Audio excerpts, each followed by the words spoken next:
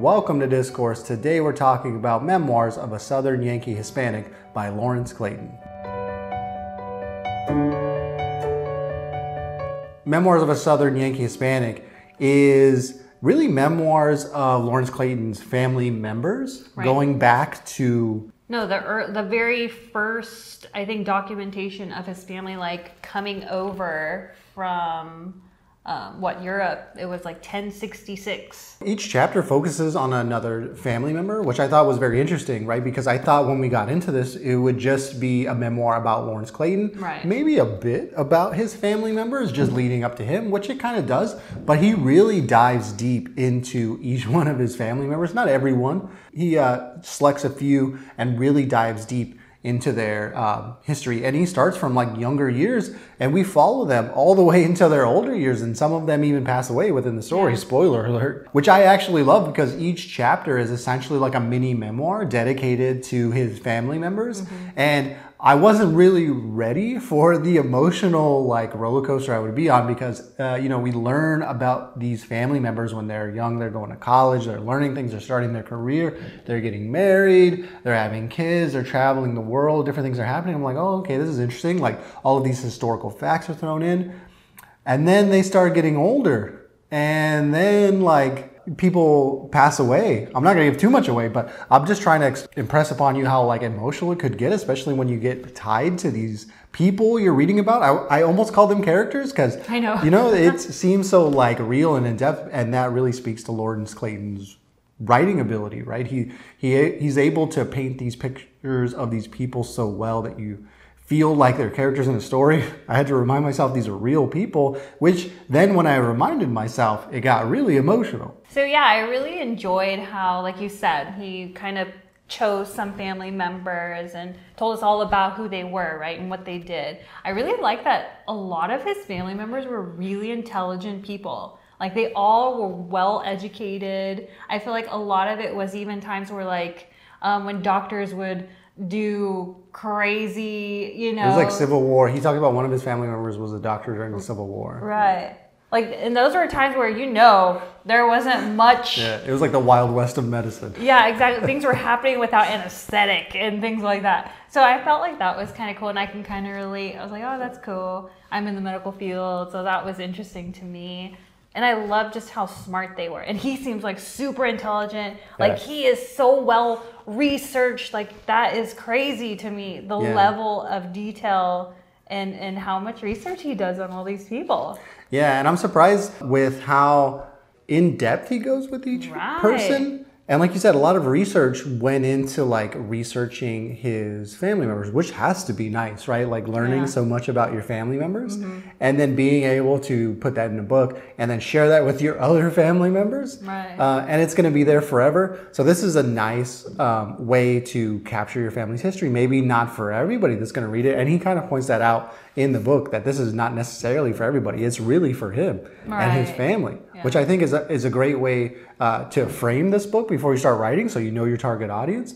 But I found it very interesting because there's a lot of historical elements thrown in there. We find like, he names like presidents during certain times, and we get to like learn about how his family felt about those moments and times in history, which gives you like a ground level view from people in those moments. Because sure, you can watch a documentary about President Eisenhower or something like that, and you see people in the crowd, but like, who are those people? You know what I mean? That's kind of how I felt when I read this, is like the people in the crowd in those moments. And like you said, they're very smart people, and they're very like kind of like go-getters, right? Like they're not sitting on the sidelines, like they're participating in that moment in history. In history. I think I like that the most, was like all of his family members, I mean, obviously, right? They went through all of it, everything, and you're able to place them in those spots. Just, I don't know, I found that really interesting, because we can't do that with our family. Yeah. Like, there's no way we could go back that far. I don't know if our family was involved during World War II, World War I, Civil War, we have no anything. idea if our family goes back all the way to William the Conqueror. Yeah, I have no idea.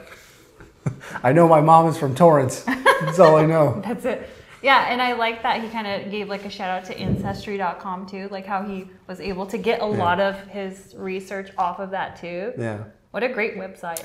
What a great website. And I have, I know some people too that really dig deep into Ancestry.com, and they tell me how like fabulous it is. I wish I could do that. We don't even know what our last name really is. Yeah, like supposed to be. Let's not get into that family history. We're focusing on Lawrence Clayton here. But yeah, I think it's very fascinating. I wish I could do that. And to see it like drawn out by Lawrence Clayton in his book kind of makes me envious. But I also got really drawn into his family's life stories.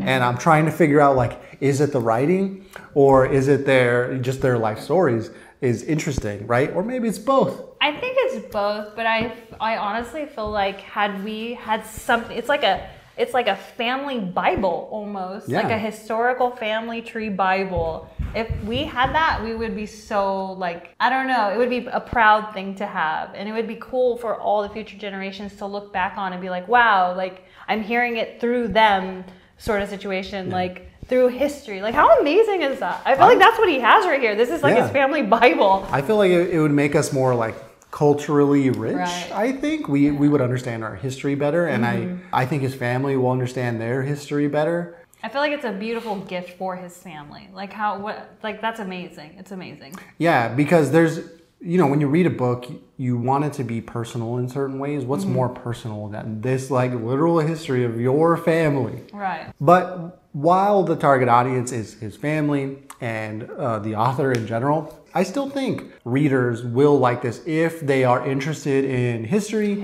and learning about people that had interesting jobs throughout history. Like if you like watching, Dirty Jobs, right? I think it was like on Discovery Channel where Mike Rowe goes out, just like a random, like, hard workers, blue collar workers in the street. That's kind of what this is. Like, it's kind of like Dirty Jobs. So if you like that, you can kind of dive into these people's lives and see what they're all about. Yeah, and he does mention that, how like these are just ordinary people, just like everyone else. I love that. Ordinary people, but I also felt like they were hard workers, right? Like you don't necessarily have to be the smartest, although some of them were like chemists and things like that. They were and doctors, so they were pretty smart, but I felt like overall they were just like hard workers and people that wanted to be part of the world. Like I feel like today a lot of people feel like they're part of the world when they leave a comment on Twitter or something like that. I know. You know what I mean? They're like, oh, I'm participating in history. Like, are you though? I know. Like when I read this, I felt like these people participated in those moments in history. No, I agree totally. And I like how he says like it like your ancestral line really does kind of make who you are, who you come to be, right? So I like how he wrote that. I found echoes of my own formation in the lives of my ancestors, both immediate and further on down the tree. I like how he calls it echoes. Yeah. I think that's so cool. Because I think it speaks to how it really transcends him, right? And it transcends like multiple people in his family. It really goes across everybody in his family, and what they did before him affects the next person, affects the next person, affects the next person. Yeah. Like I'm sure our family history also affected us and how we got here, but we have no idea. Yeah. Stop getting me into it, Retha. Okay, let's not get into my family history. Dang it. We want our echoes. I don't know. Where is my echoes? It's like a foundation. It's like a family yearbook in a way. Yeah. Right? I want some weird quotes under each like there's pictures of people. There's like events that happen. There's some history. Like this person like was most successful in this area and things like that. Like I feel like it's a family yearbook. And then some of them are still alive. You could pass it around. They could like scribble in it, like maybe in the margins, add some more information. Yeah. It's such like a wonderful gift to his family. Yeah. And then he says, my life spans from World War II to the third decade of the 21st century. So he's an older guy, but his experience and his writing ability really all comes out in this book. You can really tell that he's adept at writing, but also he has a passion for not only his family, but also like history and how it all comes together and connects. And the writing was super sharp. I really enjoyed the writing in this book. And he's super funny too. I find him really funny. Like I have another quote, hilarious. Like, cause he'll be talking about a family member, and then all of a sudden he'll kind of like go into like more history of that certain thing, right? So he says, once he rallies himself back into what he was talking about, he'll be like, sorry, I'm being a bit facetious, but this is my book, and I think all the rules are suspect of pride, arrogance, and hubris rather than embracing humility, service, and justice until he can convince me otherwise. I just think he's funny. Like, he'll have, like, those little funny, like, comments before he'll be like, okay, let's go back to it, sorry. Yeah. And I like that we can see his personality throughout the book, right? Like, sometimes he will quote family members, it'll be in quotes, but I do like those moments where we get to see his personality come out. And you're right, he's like rather funny. Yeah. Kind of like dry humor, but I like it. Yeah, I love it. In moments where both his view of history, but also his personality comes together, for really readers who enjoy historical aspects of books will enjoy this quote, I think, that he's commenting on, like, kind of being the president. So Chile was a dictatorship when I was there, and Alessandri was president. He was president several times, and at least one other time after that. I don't remember whether he was kicked out of the country or went out of the country on his own or not. Anyhow, all ex-presidents don't like to live in the country where they were presidents. It's not healthy, but he came back and was president a second time. Right? It's not healthy. So it's funny because, like I said, it's kind of like his personality. It's a little humorous. It's some historical references in there. And that, I think that's a good representation of, like, most of this book is his personality with historical references, his family mixed in. Mm-hmm. And once you get into, like, the swing of things, it's easy to just get lost in the chapter. Mm-hmm. I felt like the chapters were rather long because, again, each one kind of encompassed an entire person in his family, which was nice because once you finish that chapter, you know you're moving on. At the end, we get into, like, Lawrence Clayton himself. Which is interesting. But I did like that, you can pick this book apart. Like, you don't necessarily have to read it in order. Yes, exactly. Right. And that's actually how he has another book as well, The Pushback, which you don't have to read in order. You can kind of just pick and choose what interests you based off of, like, the title of each chapter and just read it. And it works. It's amazing. And so I'm not really like a history buff exactly, right? I'm an armchair historian, I guess. And I think those are the moments I like most in this book is, like, the history elements. If you're interested in history, again, I keep hitting on that, but really that was, like, the most thing that kept drawing me to this book because I'm not connected to his family, although they were interesting. I was mostly drawn to, like, the history around the family. And it was interesting to know that his family had connections to the Germans. So it was interesting to see how the Germans, like, weave their way around his family and how their histories, like, intersected. Right. So that was interesting as well. But also, it was interesting to see how his family helped the growth of America and, like, even other countries like Peru and stuff like that. Right. Like, one of his family members was helping develop, like, boilers for electricity, right? So he helped to power these countries. And I thought it was very fascinating seeing how these people helped America grow. And it's really not people that would normally have a spotlight put on them.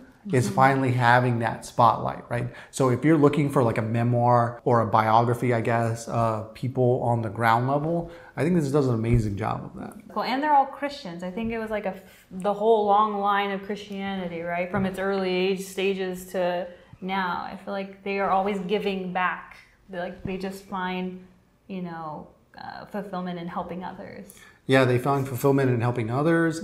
I like how they're just people, like, on the move and are willing to pick up and go somewhere, right? Yeah. I feel so rooted in where I am. I live in this particular place and I will move a little bit further, but no more, sir. Yeah. And I really like how this family is ready to just up and move to a totally different country and they're completely okay with it. I do like his writing just because I feel like you're having a conversation with a real person who's really interesting and who's really intelligent and very funny.